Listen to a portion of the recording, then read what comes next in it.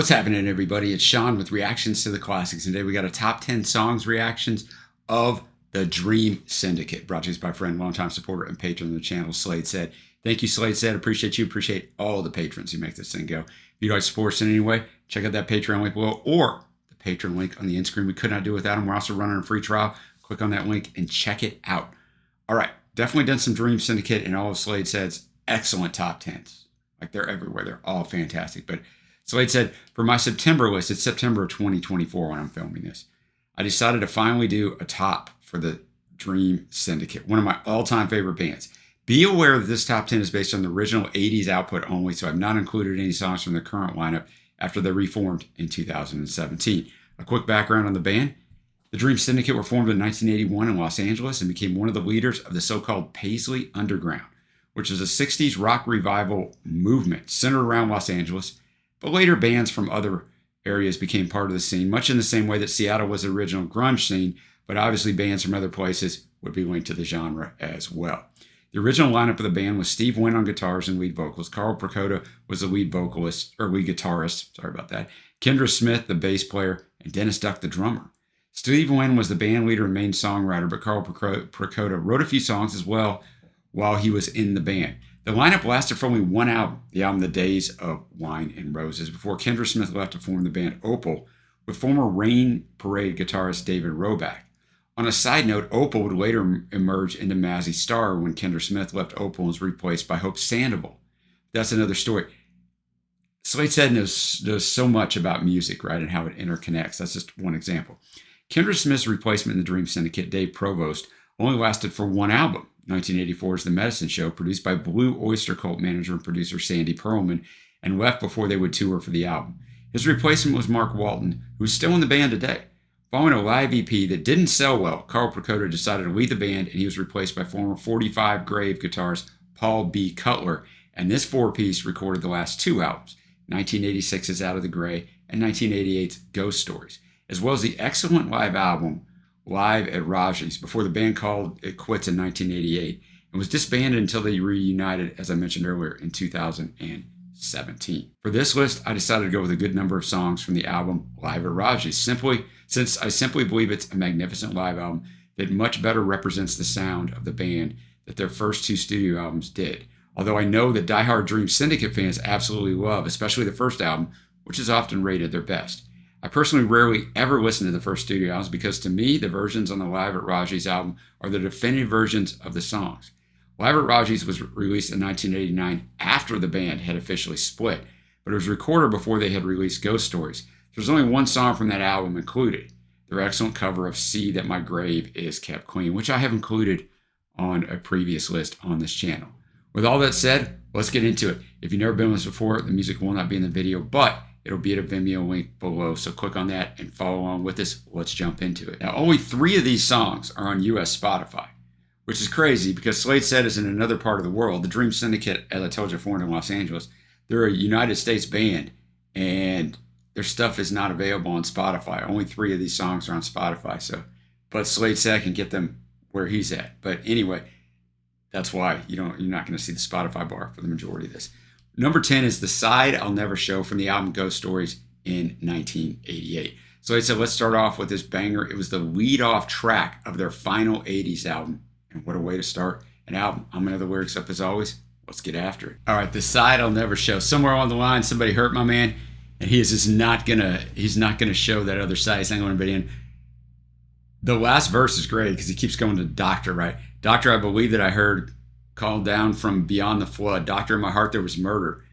There wasn't no body and there wasn't no blood, and every cloud has a silver lining. Every down has an answer, I know, but in my heart there's no light shining. That's a side I'll never show. That's a side that I'll never show. Great musicianship on this. Guitar work is out of sight. Steve on the lead vocals, fantastic. I mean, they're firing on all cylinders, It's later on, so yeah, great. Next up, we have The Days of Wines and Roses, which was originally on the album of the same name in 1982. We're going to listen to the Live at Raji's. This is one of 5 songs going to be Live at Raji's. So let's get after it. All right, The Days of Wine and Roses. Insane that is a live track. The guitar work on there is next level. All the musicianship is next level. You'd never know it was live and not studio, well produced if you didn't hear the crowd in the background. And of course, if I didn't tell you it was live at Raji's. But a fantastic story where there's an extra verse in here because I'm following the lyrics from the official album. But, it's just telling you the different things. The priest from the parish is looking for persuasion. The man with the notebook wants verification. Somebody says this is my creation. Everybody says I don't care. I know I don't care. Everybody says I don't care. No, I don't care. I'm just trying to remember the days of wine and roses. Her mother says it's your fault. You never looked after her. Father's trying to get back the furniture. Dad wants back his stuff. I'm here wondering just what the reasons were. So it just kind of goes on from there, but a fantastic song. Now at number 8, we got Now I Ride Alone from the album Out of the Gray in 1986. This one actually is on Spotify, as you see. Slade said we return to the studio albums for our next pick. It's a pity that Spotify doesn't have the remix version of Out of the Gray that was released a couple years ago, since the sound has been vastly improved on that version and sounds less distinctively 80s. Now I Ride Alone, the one we're going to listen to from the album, is quintessential alternative rock from the 1980s. Let's get it. Now I Ride Alone. It's a broken record, right? No pun intended, but great guitar work, nice vocals. The drumming's good as well. At first people were concerned with him for him. Now he rides alone. He's just kind of saying, I know the last verse, all the women want him, but they got to realize they all know now that he rides alone. He didn't want that connection. I imagine he got hurt and he didn't care for it anymore. Next up at number 7, we're going to go back to the Live at Raji's album with Until Lately. Slade said a story about a guy who was living a normal life until something happened. What exactly? We don't know. But we're told he was an ordinary guy until lately. The song was originally on the debut album. All right, Until Lately. Steve is all in on the vocal performance on this one, right? And once again, the guitar work's fantastic. Just like on the first track from Live at Raji's, you would never know this isn't in the studio. It is just fantastic, man. Just fantastic. The story is, we don't know, man. Like all these things, this guy did all these things right. Even in the last verse, it kind of sums it up. Well, he was awake at 6 and on the bus at 8. He was at work at 9 and at lunch at 12 and home at 5. The TV's 7 and he was back in bed at 12. He was an ordinary guy like you and me until lately. So this guy must have went off in some manner, right? All right, next up at number 6, we're going back to the Out of the Gray album. We got Dying Embers. Slade said if the Dream Syndicate should ever have had a major hit, he believes that this stood the greatest chance. The guitar noise and the psychedelic rock is toned down, and the melody is extremely catchy. But without backing from the record company, nothing is bound to happen, so it stayed in the underground. And that's so true, especially back then. Even now, of course, but, with streaming, a little more of the control is back in the artist and consumer's hands. But back then, it's all about radio. What gets played? If it gets played, then you're going to go buy the record. If it doesn't get played, you don't know it exists. Like, there's really no way to know. It's not like Spotify where it suggests things for you, or you can find random things. So, yeah, record company doesn't get behind you. The odds of you making it are slim to none. All right, Dying Embers. I can definitely see how this could have been more commercially successful, as Slade said. The guitar work on here is not over the top, but if you were listening to it, you know anything about the band, you'd be like, man, I bet that guitar could let loose if they wanted it to. Like, you can tell the mastery of it. It kind of reminds me, just the song itself, on something that is going to be an obscure reference because they're not a huge band. If you're in Canada, they are, but Blue Rodeo. It sounds a little Blue Rodeo-ish to me, but Dying Embers, man. Nice change of pace there. All right, next up, we're in the top 5. Number 5, we got Black from the album Ghost Stories in 1988. Slade said it's another great song by the band, slightly more up-tempo than the previous pick, but just as melodic. All right, Black, very nice way to kick off this top 5. Slade said, summed it up. More up-tempo, still very melodic. Guitar work's still fantastic. Bass work's not shining as much as it was in the last track, but last track was more dialed back, so it could. Next up, we're going back to the Live at Raji's. We got The Medicine Show. And Slade said, and so we have another pick from the Live album. It's the title song of their second album. For many years, this was the final song in the main set live, and the audience would sing the final line of the song, "When I Go Down to the Medicine Show," as the band left the stage. All right, The Medicine Show. Guitar work, fantastic. A little bit experimental in there, different things going. Definitely a live song. I think it sounds fantastic. For me, it was a little bit long. It was 8.5 minutes long. You don't notice it in a live show. You love it and want it to keep going on, but that's sometimes why live albums are a little rough to listen to, on this side of it. This album is not, but I'm just saying sometimes, live albums, oftentimes it's a production. Sometimes too, it's the extended songs, which play great live, but don't play quite as well in this setting. I still think this is a really good song. It's not shade at this song. I'm just pointing something out. But this guy did something that he should have, because it first starts out, I've got a page one story buried in my yard. I've got a troubled mind. I'm going down to the medicine show. So it's interesting songwriting too.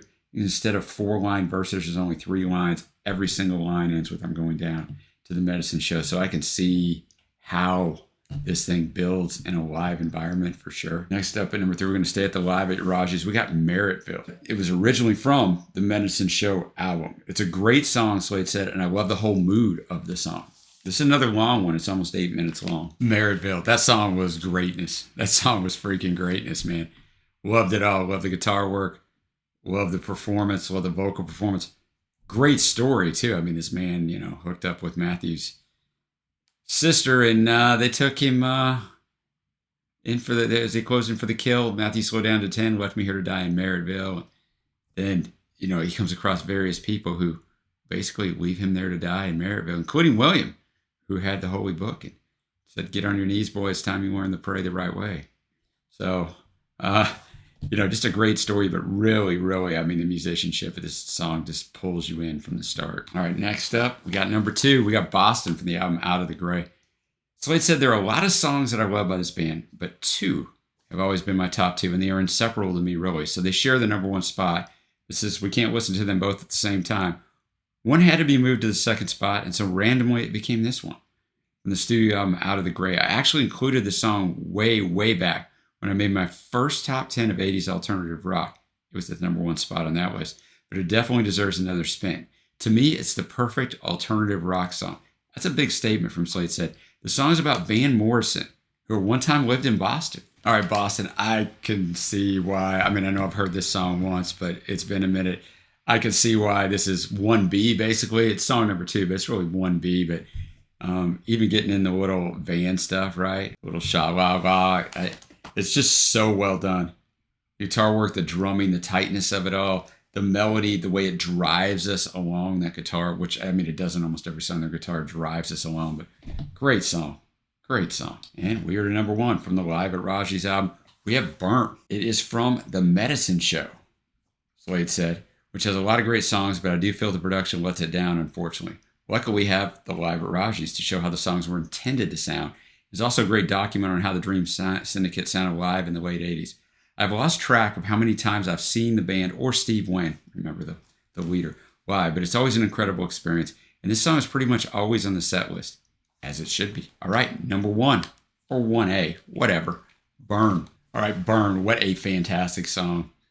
Great hearing it live. Like I said, you wouldn't know it wasn't the studio version anyway, but kind of everything that sums up everything that's been this list, right? Great guitar work, fantastic energy, really good drumming. But the guitar work is a standout for the Dream Syndicate, but a great choice at number 1. And now we get to my favorite tracks. There were no tracks that I didn't like, which is most of the time on the top 10s, especially with Slade said and a few of our other patrons. But, you're picking a top 10. It's not like an album where there's going to be weaker tracks. Usually the top 10 songs are pretty darn good. And this is definitely the case here. But I got to pick some faves. I did a pretty good job narrowing down. Honorable mention, the first song, The Side I'll Never Show. And in my faves, look, I'm just going right down the line because Slade said I got this one right. Merrittville, Boston, and Burn.